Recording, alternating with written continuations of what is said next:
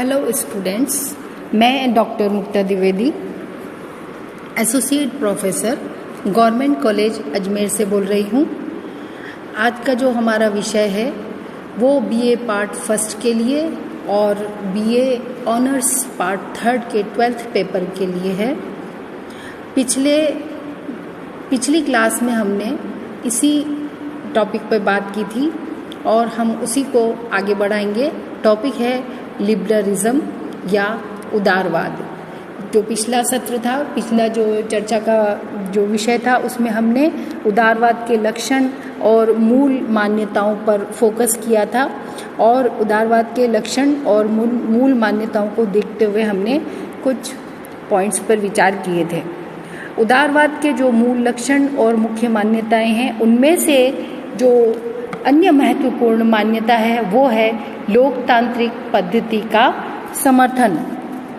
उदारवाद मुख्यतः लोकतांत्रिक पद्धति का समर्थन करता है और ये उसका एक बहुत ही महत्वपूर्ण विचार है, क्योंकि उदारवाद ये मानता है कि स्वेच्छाचारी शासन के विरुद्ध हमेशा प्रतिक्रिया करनी चाहिए और लोक प्रभुत्व को मान्यता प्रदान की जानी चाहिए, और इसलिए ये उदारवाद का एक मूल तत्व है। उदारवादी विचारधारा के अनुयायी ये मानते हैं कि सभी मनुष्य स्वतंत्र होते हैं, इसलिए किसी को भी दूसरों पर उनकी सहमति के बिना शासन करने का अधिकार नहीं हो सकता है। और उदारवादी इस बात पे बल देते हैं कि व्यक्तियों के अधिकारों की रक्षा का सर्वश्रेष्ठ उपाय यही है कि शासन की शक्ति स्वयं जनता के हाथों में हो, और जब शासन की शक्ति स्वयं जनता के हाथों में होती है तो हम उसे लोकतंत्रात्मक शासन व्यवस्था का नाम देते हैं। और इसमें महत्वपूर्ण बात यह है कि ये किसी एक व्यक्ति या वर्ग विशेष को स्वेच्छाचारी ढंग से शासन करने का अधिकार नहीं देते हैं। और उदारवादी विचारों का इतना महत्व बढ़ गया था कि फ्रांस में मानवीय अधिकारों की घोषणा में इसे स्थान दिया गया और ये कहा गया कि राष्ट्र ही तत्वतः संपूर्ण प्रभुत्व का स्रोत है और कोई व्यक्ति अथवा व्यक्तियों का कोई समूह किसी ऐसी सत्ता का अधिकारी नहीं हो सकता जो राष्ट्र से प्राप्त न हुई हो। इस प्रकार अंतिम महत्वपूर्ण विचार जो है वो लोकतांत्रिक पद्धति का समर्थन करना है। ये स्वेच्छाचारिता के विरुद्ध एक प्रतिक्रिया है। उदारवाद, इसमें लोक प्रभुत्व पर बल दिया जाता है और ये माना जाता है कि इसके लिए शासन की शक्ति जनता के हाथ में होनी चाहिए। दूसरा जो आज हम जिस पर विचार करेंगे वो महत्वपूर्ण लक्षण है कि उदारवाद अंतर्राष्ट्रीय और विश्व शांति में विश्वास रखता है। अंतर्राष्ट्रीय क्षेत्र में राज्य की निरंकुशता को उदारवादी स्वीकार नहीं करते हैं। वो ये मानते हैं कि विश्व बंधुत्व और विश्व शांति का जो आदर्श है वो हर राज्य को, राष्ट्र को अपनाना चाहिए और शने शने धीरे धीरे शांतिपूर्वक प्रगति करनी चाहिए और साथ में अन्य राष्ट्रों को भी वैसी ही प्रगति में सहायता देनी चाहिए। अर्थात अंतर्राष्ट्रीय सहयोग और प्रगति पर उदारवाद बल देता है।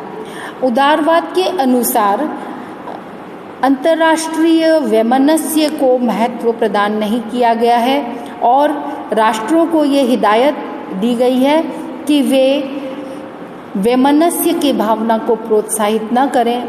इसके स्थान पर राज्यों के द्वारा अंतर्राष्ट्रीय नैतिकता का पालन किया जाना चाहिए और अंतर्राष्ट्रीय नियमों को स्वीकार करके प्रत्येक राष्ट्र को अंतर्राष्ट्रीय नियमों का पालन करना चाहिए। जो आज का जो तीसरा लक्षण है जिस पर हम विचार करेंगे वो है इतिहास और परंपराओं का विरोध। उदारवादी इतिहास और परंपराओं का विरोध करते हैं और वो इसलिए करते हैं क्योंकि वे मानते हैं कि मानवीय विवेक ही सर्वोत्तम होता है और मनुष्य जिस विवेक से कार्य करता है वो ही सर्वश्रेष्ठ होता है।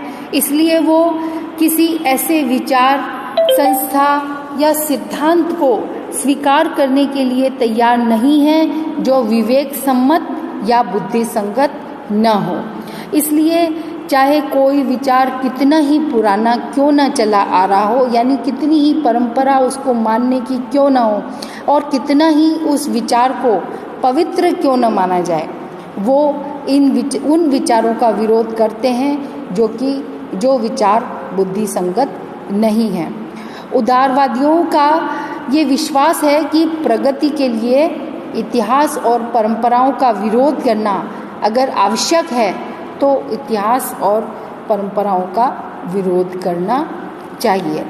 और 19वीं शताब्दी में इंग्लैंड के जीवन के हर क्षेत्र में बहुत महत्वपूर्ण परिवर्तन हुए और ये महत्वपूर्ण परिवर्तन इन्हीं उदारवादी विचारधाराओं के जो समर्थक थे उनके प्रभाव के कारण हुए और इन्होंने ये माना कि इतिहास और परंपराओं का विरोध अगर हमें करना है और राष्ट्र को प्रगति के पथ पर पहुंचाना है तो हमें इसका विरोध करने में कोई दिक्कत नहीं होनी चाहिए।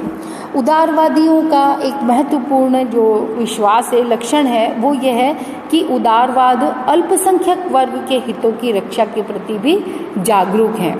वो ये नहीं मानते हैं कि सिर्फ समाज में बहुसंख्यक वर्ग को महत्व प्रदान किया जाना चाहिए।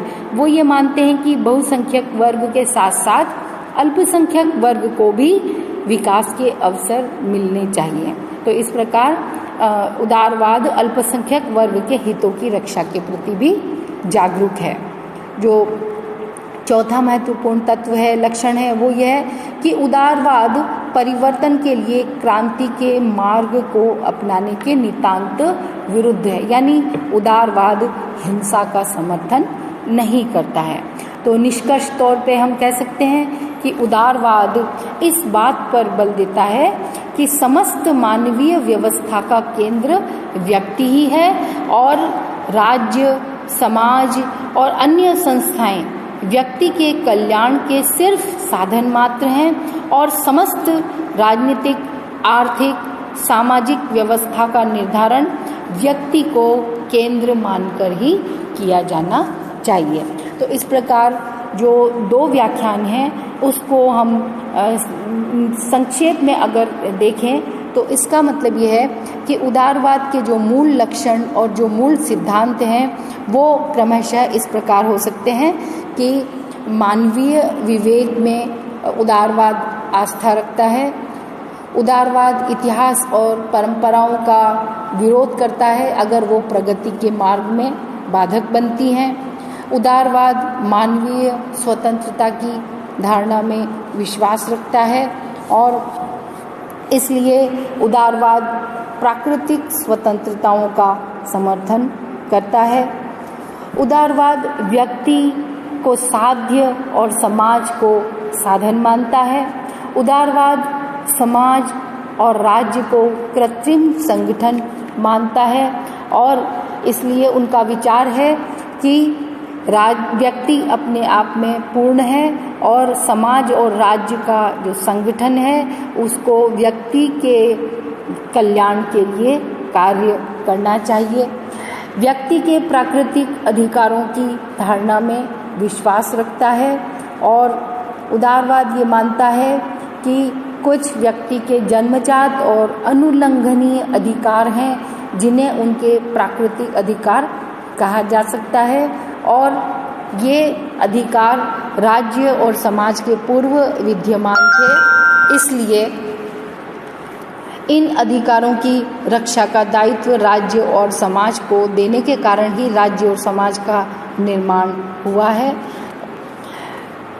इसी प्रकार उदारवाद धर्मनिरपेक्ष राज्य का आदर्श का पालन करना चाहता है, धर्मनिरपेक्ष राज्य को समर्थन देना चाहता है, जिसकी चर्चा हम पिछले अध्याय में पिछले जो हमने चर्चा की थी उसमें हम कर चुके हैं। उदारवाद शासकीय स्वेच्छाचारिता का विरोध करता है और कानून की प्रधानता को स्वीकार करता है, और इसके साथ ही उदारवाद लोकतांत्रिक पद्धति का समर्थन करता है और अंतर्राष्ट्रीय और विश्व शांति में विश्वास रखता है।